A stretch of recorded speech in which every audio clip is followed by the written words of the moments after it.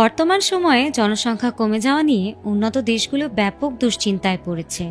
এমন অবস্থায় জন্মহার বাড়াতে দেশগুলো নানা সুযোগ সুবিধা দেওয়ার ঘোষণা দিয়েছে। তারপরও দম্পতিদের মাঝে সন্তান জন্ম দেওয়ার তেমন কোনো আগ্রহ দেখা যাচ্ছে না।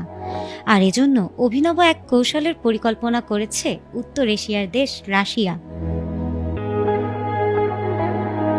দীর্ঘ ৩ বছরের বেশি সময় ধরে ইউক্রেনের সঙ্গে যুদ্ধ করে যাচ্ছে দেশটি। এতে মস্কোকে বেশ জোরালোভাবে অর্থনৈতিক চাপ মোকাবেলা করতে হচ্ছে। যুদ্ধ অর্থনৈতিক চাপের পাশাপাশি ভবিষ্যৎ অনিশ্চয়তার কারণে মানুষ সন্তান নেওয়ার আগ্রহ হারাচ্ছে, যার ফলে রাশিয়ার জন্মহার নেমে এসেছে ভয়ঙ্করভাবে। স্মার্টফোন ও সামাজিক যোগাযোগ মাধ্যমে অতিরিক্ত সময় কাটানোর কারণে মানুষের ঘুমের সমস্যা বাড়ছে, যার ফলে কমছে দাম্পত্য সময় ও পারিবারিক যোগাযোগ, আর এতে জন্মহারে প্রভাব ফেলছে। তবে এখন দম্পতিরা সন্তান জন্মদানে যেন আগ্রহী হয়, এজন্য রাতে বিদ্যুৎ ও ইন্টারনেট বন্ধ রাখার কথা জানিয়েছে রাশিয়া। জানিয়ে ইতোমধ্যে দেশটিতে তীব্র আলোচনা সমালোচনার সৃষ্টি হয়েছে। রাশিয়ার নীতি নির্ধারকদের ধারণা, রাতে বিদ্যুৎ ও ইন্টারনেট বন্ধ রাখলে মানুষ স্ক্রিন থেকে দূরে থাকবে এবং পরিবারকে বেশি সময় দেবে।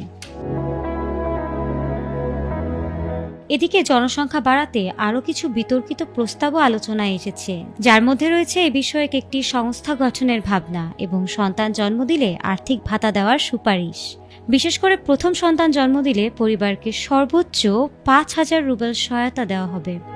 পাশাপাশি বিয়ের পর প্রথম রাতে বিশেষ স্থানে সময় কাটানোর জন্য আর্থিক সহায়তা দেওয়া হবে বলে জানা গেছে।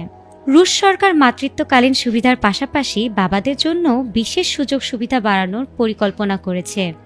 বর্তমানে দেশটিতে প্রসবকালীন ভাতা, দীর্ঘ মাতৃত্বকালীন ছুটি ও পারিবারিক সহায়তা কর্মসূচি চালু রয়েছে।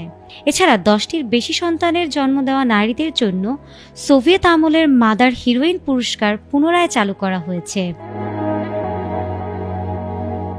তবে প্রশ্ন থেকে যায়, শুধু বিদ্যুৎ আর ইন্টারনেট বন্ধ করলেই কি বদলে যাবে মানুষের জীবনধারা, নাকি ডিজিটাল নির্ভরতার আড়ালে লুকিয়ে থাকা অর্থনৈতিক অনিশ্চয়তা, যুদ্ধের প্রভাব আর ভবিষ্যৎ ভাবনার চাপই মূল বিষয় হয়ে থাকবে?